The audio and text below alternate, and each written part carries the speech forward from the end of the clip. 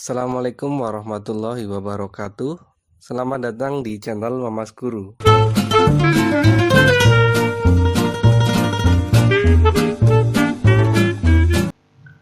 Pada video kali ini, saya akan membahas mengenai kuartil data tunggal yang datanya cukup banyak atau kadang biasanya dinyatakan dalam bentuk tabel. Ya.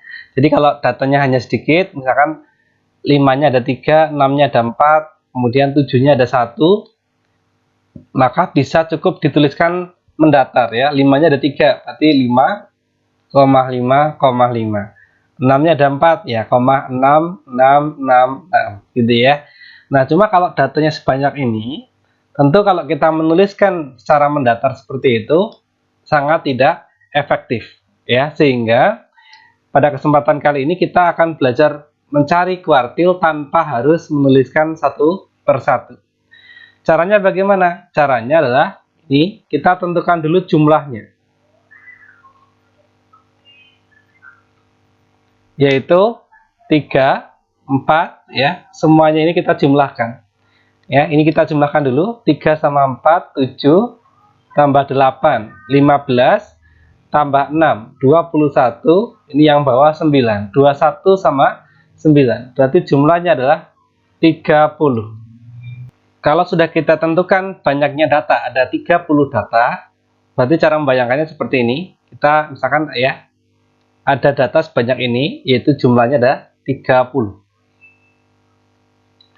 Nah, 30 data, kan kita awalnya harus mencari kuartil 2 terlebih dahulu, ya, atau mencari mediannya terlebih dahulu. Median itu artinya nilai tengah.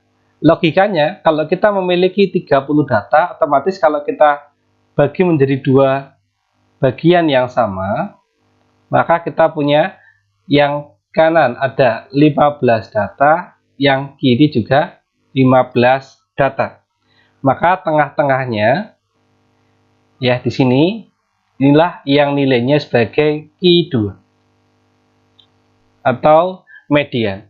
Berarti kita cukup mencari data ke-15 itu berapa dan data ke-16. Karena kan kalau pada posisi seperti ini, kuartil 2 itu nilainya adalah rata-rata dari data sebelumnya, ya, sebelum kuartil 2 dan sesudahnya. Nah, di sini ya. Kita cari data ke-15 berarti ya. 15, 5-nya ada 3, ini berarti baru 3 data. Kemudian 6-nya ada 4, berarti kalau 5 dengan 6 dikumpulkan, ini baru 7 data. Kemudian kalau semua angka 7 yang ada 8 ini kita tuliskan semua, berarti total sekarang ada 3 tambah 4 tambah 8. Ada 15 data. Nah, berarti pas 15, artinya data ke-15 adalah angka 7 yang ke-8 atau angka 7 yang terakhir. Kemudian berarti data ke-16-nya berapa? Ya otomatis begitu angka 7-nya ini berakhir, kan kemudian angka 8. Berarti data ke-16 otomatis adalah angka 8 yang pertama. Ya, kalau kita bisa membayangkan seperti ini, maka dengan mudah bisa kita tentukan nilai Q2 adalah 7 tambah 8, kemudian dibagi 2. Maka kita peroleh berapa? 15 bagi 2, 7,5. Selanjutnya, untuk mencari Q1 dan Q3, kita fokuskan dulu untuk Q1 ya. Q1 berarti 15 data pertama ini kita cari mediannya. 15 data pertama berarti ini ya, angka 5-nya ada 3. Nah, ini kalau saya tuliskan, 5-nya ada 3. Kemudian 6-nya ada 4. 7-nya ada 8. Nah, ini kurang lebih seperti ini ya. Maksudnya ini bentuk ringkas dari 5,5,5. 6-nya ada 4, 6,6,6,6 gitu ya. 7-nya ada 8 ya, seperti itu juga. Ini biar kita tidak terlalu banyak penulisannya, biar lebih efektif. Oke, kalau kita punya 15 data, berarti datanya ganjil, maka kuartil 1 atau median dari data yang sebelah kiri ini bisa kita tentukan dari data ke, nah ini ya, karena 15 itu ganjil, berarti data ke 15 tambah 1 lalu dibagi 2 ya. Tengah-tengahnya kan yang itu. Berarti sama aja data ke 15 tambah 1, 16 bagi 2, data ke 8. Itulah nilai Q1 ya. Karena ganjil itu kan berarti nilai kuartilnya pas pada suatu data tertentu. Berarti intinya kuartil 1 letaknya adalah data ke-8. Berarti kalau data ke-8, ini 5-nya baru 3, tambah 6, ya kalau digabungkan dengan yang 6, baru 7 data. Berarti otomatis data ke-8 adalah ya angka 7 yang pertama. Ya, sehingga otomatis nilai Q1 adalah 7. Seperti itu ya, mudah-mudahan bisa dipahami. Kita lanjut ke kuartil ketiga.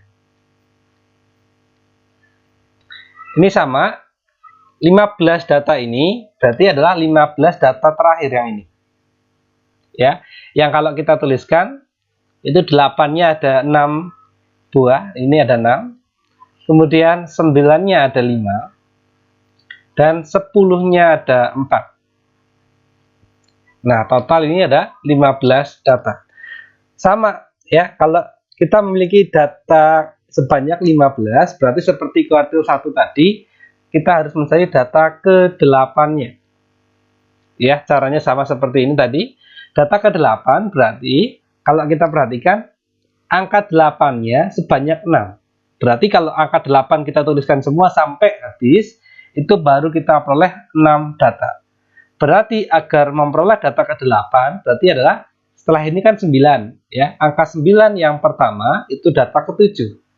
Kemudian angka 9 lagi otomatis itu data ke-8. Sehingga data ke-8 nilainya adalah 9. Sehingga ini kalau kita simpulkan nilai Q1, Q2, Q3 dari data yang ini tabel adalah Q1 nilainya 7, kemudian Q2 nilainya 7,5, dan Q3 nilainya adalah 9. Nah, kurang lebih seperti itu ya penjelasannya. Nah, jadi kita tidak harus menuliskan satu persatu karena 30 data sangat banyak, apalagi kalau datanya lebih dari itu ya, 50 atau bahkan 100. Maka dengan teori seperti ini akan lebih mudah, tidak perlu menuliskan satu per satu.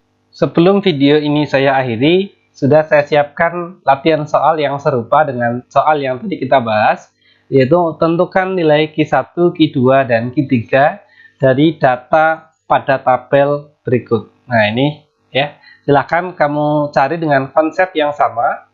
Nanti jika kesulitan, silahkan bisa ditanyakan di kolom komentar. Sekian dulu pembahasan kita pada kesempatan kali ini. Bila ada kesalahan, saya mohon maaf. Assalamualaikum warahmatullahi wabarakatuh.